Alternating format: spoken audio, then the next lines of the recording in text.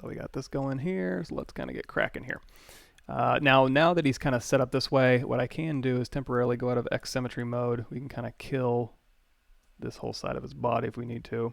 If we want to kind of, actually there we go. We can do a quick delete hidden. I can mask this arm off, go back here, and now we can kind of clip the inside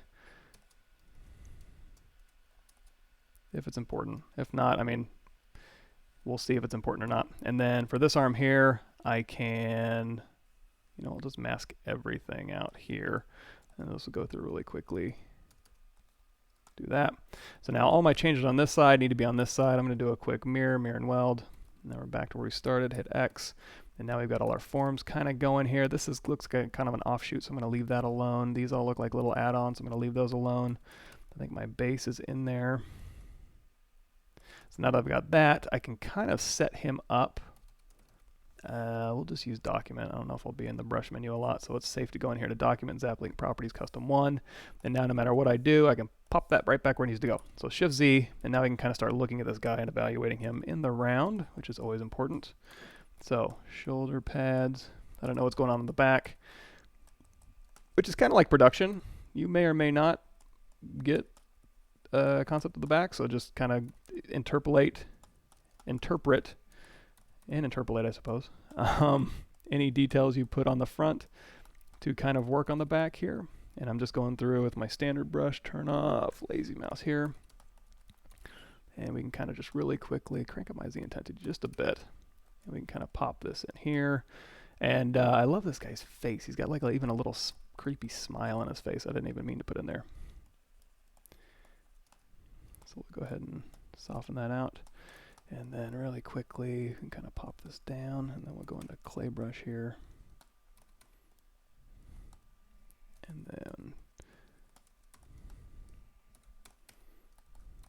all right, moving right along. This thing comes through here. It looks like this thing has a thing that kind of loops around. And because you guys saw how I made this, which was basically just slapping some lines in there and calling it a day in 5 seconds, I'm not going to be beholden to like, well, I made a shape there. I got to stick with it. It's like, and you would be surprised, even when you get a concept from the concept team, just because a line is in there doesn't mean they really sweated. I mean, give them the benefit of the doubt, but don't be surprised if you find out they didn't sit there and lose any sleep over all the individual little things they painted on there, because really what they probably did, I can't speak for everybody, but they may have just blasted a couple brushes on there, painted some highlights, and called it a day, just because it's the idea that's important, not necessarily the details. Now, that's not true for everything, so don't quote me on that. But a lot of times, if you see something in there and it's not working in the round, then change it. They don't know everything, for sure. Nobody knows everything. The only time anybody knows anything is when it's in engine and you can evaluate it. And I will say that to the world's greatest, biggest, baddest ass art director in video games right now. Like, what's in your head, I don't care what kind of visionary you are, you think you are, doesn't necessarily mean it's going to play out with everything. Now, of course, maybe there's some exceptions to that. I haven't met any of them, but generally speaking, get it in engine, evaluate it. Even if you are a visionary, it's still good to get your ideas in engine so that the other teams can communicate and see your vision.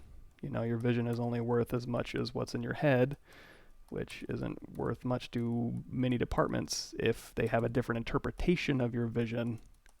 So even if you are a true visionary and you know exactly how things need to go all the time, you still need to have that common communication language, which words is not it. For a 3D medium, for an experience medium, words aren't going to cut it. Get it in. So here on the back, I have a little bit more leeway, so I can kind of start calling some shots back here in 3D. And not that I can't otherwise anyway, but I'm going to drop in a quick alpha 6 here just to kind of sharpen these things up. I do use clay tubes and clay buildup, but I'm not really feeling it on this one. I think it'll be too much to think about. So here, this kind of goes down, and then he's got some knees here, so I'm going to indicate some knees here, and that'll kind of give me a point here so I can kind of start straightening out some of these areas here. And then we'll pop his thighs back. So we need to give him looks like he's, you know, have some support. He's going to be fairly top heavy. We'll see how it goes. Let's see. Oh, really? They took your Wacom nibs on a... the TSA took your Wacom nibs. That is actually really good to know. Holy crap. I wouldn't have guessed that. I wouldn't have even thought about that. Oh my god, that would be a nightmare. Because, like, where you're going, they might not have access to Wacom nibs. Like, who does? I mean, I guess a studio would. But, oh, geez. That's crazy. That is nuts. Let's see. What are your thoughts on this? Who has a better chance of finding work? An artist who trains himself at concept design, has good skills using ZBrush, Photoshop, but doesn't have the production skills to create a working model. A 3D artist has great production skills, but poor design skills. That's a good question. You gotta go with where the numbers are, where the percentages are, and how many. It's gonna sound terrible. Ideally, both. But when you come down to it, how many people, it depends on how your studio's set up a lot too. If you need every modeler to be a great designer, then yeah, you got to have both. But how many studios really need every modeler to be a great designer? Or how many studios go, here's your concept, do not change it?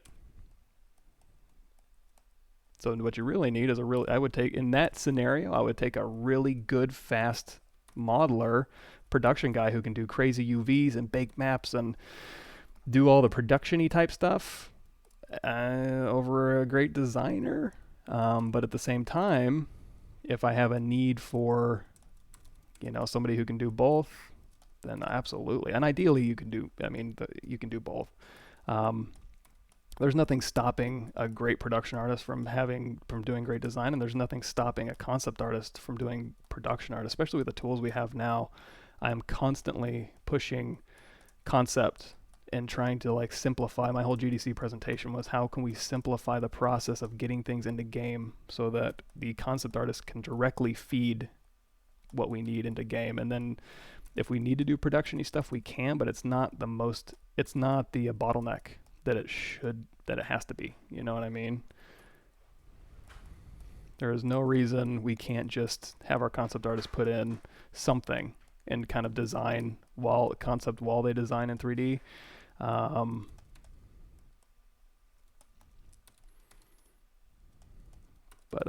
mean, that's a good question. I don't have a great answer. I guess my answer would be it depends on what the studio is and what their needs are. And if you're looking at the just general numbers, unfortunately, I mean, if you're a great designer, you'll get a job. If you're a great production artist, you'll get a job. So long story short, just be great. Just be awesome. Just be amazing, and you'll have no problem getting a job. It's easy. It's so easy. But, you know, of course, that's easy to say, but I guess it's situational, and what the studios are looking for. And they don't have to all show up at once, you know. You can start out great production or great designer. I love working with concept artists who don't know anything about 3D, because when they finally start getting into 3D, it's just amazing to see what kind of solutions they come up with, as far as like just taking their 2D and design knowledge and just translating that into 3D solutions is really interesting too. So yeah.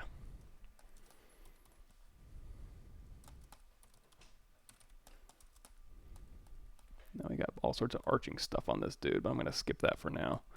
We're gonna cup this a little bit deeper. I'm gonna pull this a little bit more forward here. And we'll give him some sort of like adductor wires or something in here to kind of pull this forward, and then we can kind of plate this up a little bit. Maybe pop a plate in here, and then these things look like they rotate, so maybe You know what? I'm just going to go ahead and pop these arms off. They're in my way. Get out of my way, arms. Split hidden, Dynamesh. Go to solo mode here. Tap this one. Dynamesh solo. Let's go ahead and do a quick save because I'm always getting nervous.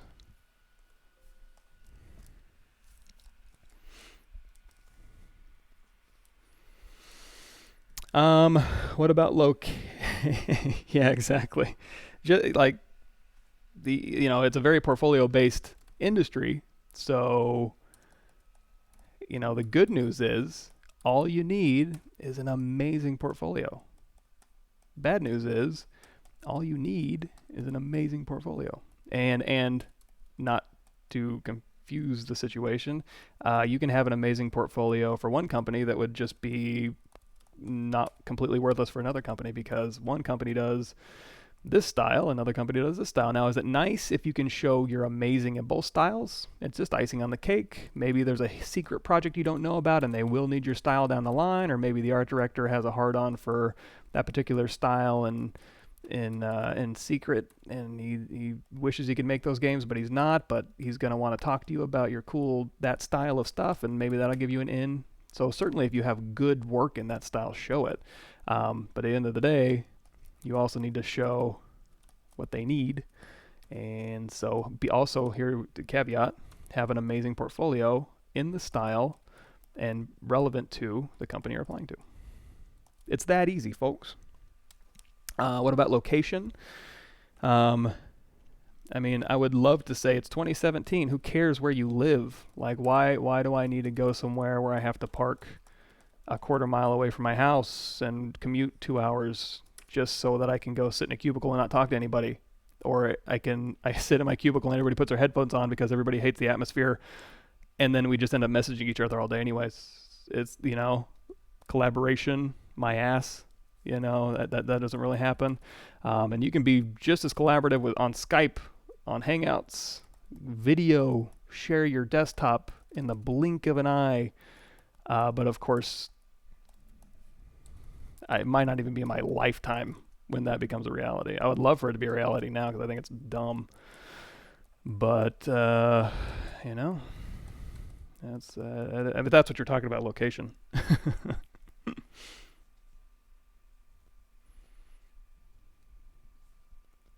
Yeah, that's a tough one too. So yeah, if you put awesome work, yeah, make sure that your work doesn't leave a question in the mind of the hiring person where it's like, well, he has some really good work, but then he put this in there and it's really subpar. And then you have to start wondering, does he not, I mean, I say does he or she not know what good work is? Or did they get lucky? Or what were the circumstances that caused them to do this great work, but then do really subpar work and then show it to me?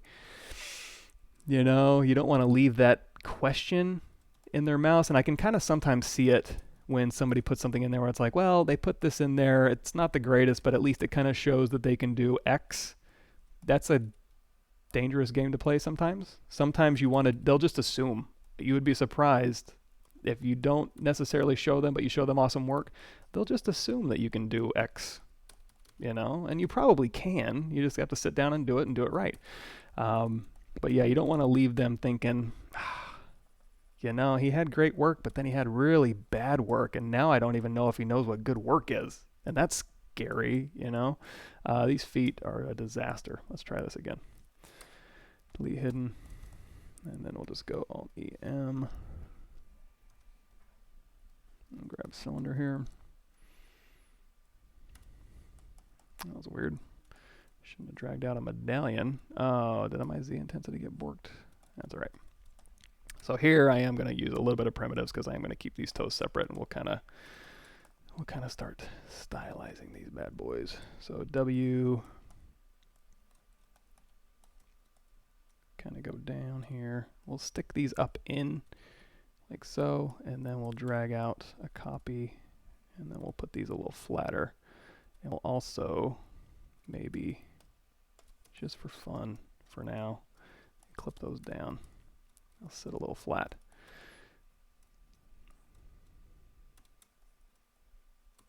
Okay, grab these. Now, copy, And again, like if I was doing a final version of these, I'd probably just do one toe and duplicate it around, just like in when we were doing the hard surface. Go back to like the hard surface excerpt. Same deal, you know, make one and duplicate it around, and everybody will be like, oh my god, the detail, it's so amazing. And the secret will be between you and me that it's not amazing, but it's all about how it looks, not about reality.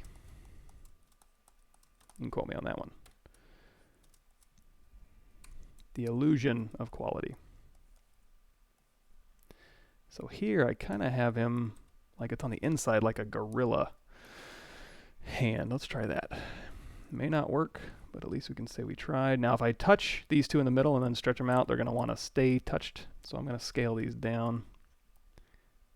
And when I put them over here, I'm going to make sure they don't touch at first. And then I'm going to rotate these out a little bit. So possibly like so. Maybe. We'll see. It looks like these little things go up and over.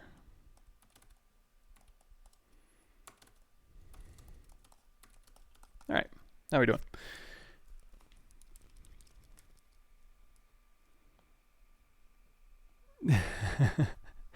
Yeah, good luck with that, man. It's working from home, and I would, but that's the thing is like, well, if I need to make sure I can walk by and make sure you're not on the internet all day or playing video games, but then you're still accountable for the work you turn in, and I would save so much time. Like coming home and going to work is an incredible, and I'm not a point A to point B guy, and that's what scares the hell out of me about like like I can't even imagine a commute that was longer than the one I have now. I'm not even going to tell you how long the commute I have because you'd yell at me. It's ridiculously short, but like I have way too much shit to do to be like in my car for 2 hours a day. Like, oh my God, that would like add that up over the month. And it's like, man, that's a vacation I could have taken every month where I'm sitting listening to stupid podcasts in my car. Just so I can go, like you said, sit somewhere and not talk to anybody except for over messaging. Now, are there some powwows we have where we all get in a room and just have like an amazing time just generating and like, oh my gosh, that meeting saved us months of work because we just went in there and got it done? Not in my career yet, but I don't know, maybe that happens places. And you can still have those amazing powwows. Like I said, it's 2017. We'd have the technology. We can build it. It's already there. It's built in. But yeah, I guess that's my rant. Location, location, location. It's still important for some reason. And I also think a lot of places too, it's like a rite of passage where it's like, wow, in my day, I commuted 8 hours a day there and back through the snow. So that's how it is, man. Deal with it. And a lot of production does end up being like that, where you get leads and directors in there who are just like, production sucks, man. So if you're not like crying at your desk with these horrible tools, I mean, that's like, that's game development, man. You gotta cut your teeth. You gotta be a real hoss to make it through this shitty production tool set. Congratulations, you made it. You're burnt out, but doesn't it feel good to be so elite with our crap stuff? Like, no, that's terrible. What a horrible attitude. And I'm not saying that's ever happened really, but I don't know. I get a feeling sometimes that there's a tiny bit of that, you know, there's maybe like 10% of, I don't know, it's hard, man. Why should it be easy? Like, well, why should it be hard? Mm-mm. And these I might keep separately. Let's split those off. We can kind of work around those.